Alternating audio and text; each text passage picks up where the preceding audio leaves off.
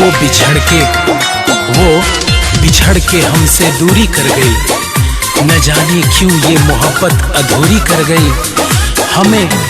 हमें तन्हाइयाँ चुभती हैं तो क्या हुआ, कम से कम उसकी सारी तमन्नाएं तो पूरी हो गई, तमन्नाएं तो पूरी हो गई। जिंदगी भर हम कोयल तो हर भूल न पाए प्यार हो, माई बाप के इज्जत के आगे हम गए निहार हो।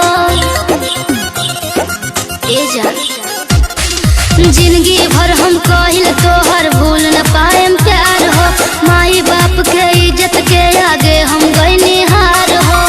कसम खा तू कहीं तहर नाम ना धरे, कसम खा तू कहीं तहर नाम ना धरे। ए जान प्यार कइले बानी ऐसन काम ना करे, रानी तोहर नाम बदनाम ना करे। प्यार कइले बानी ऐसन काम ना करे, रानी तोहर नाम बदनाम ना करे।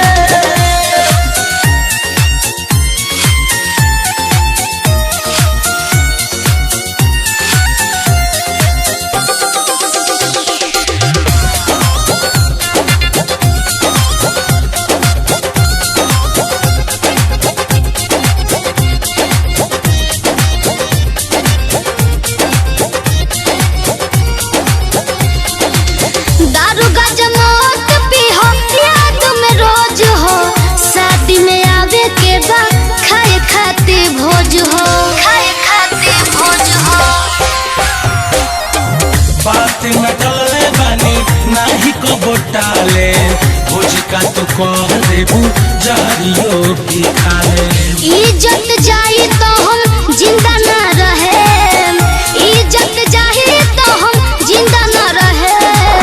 चुप पगली, प्यार कइले बानी ऐसन काम ना करे, रानी तोहर नाम बदनाम ना करे।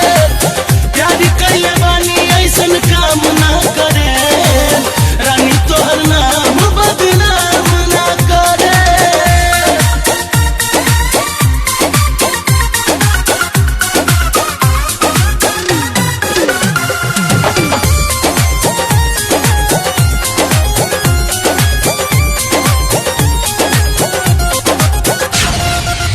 जाते हम ससुरा तोहर से करा दम शादी हो, बीकी न देखल जाही हमसे बर्बादी हो, हमसे बर्बादी हो। ए जा दोसरा के नाम के तो भरबो संदूर हो, जियते दिलवा नहीं करी मंजूर हो।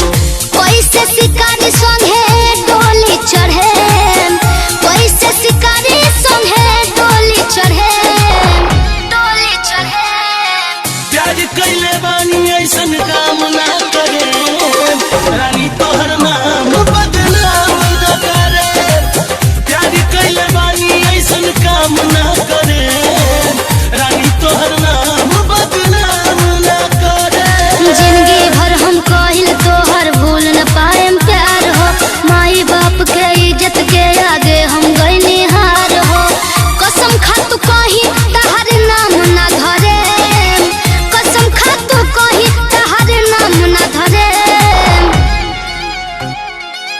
प्यार कइले बानी ऐसन काम ना करे, रानी तोहर नाम बदनाम ना करे। प्यार कइले बानी ऐसन काम ना करे, रानी तोहर नाम बदनाम ना करे। अब का पूछा तरुजा।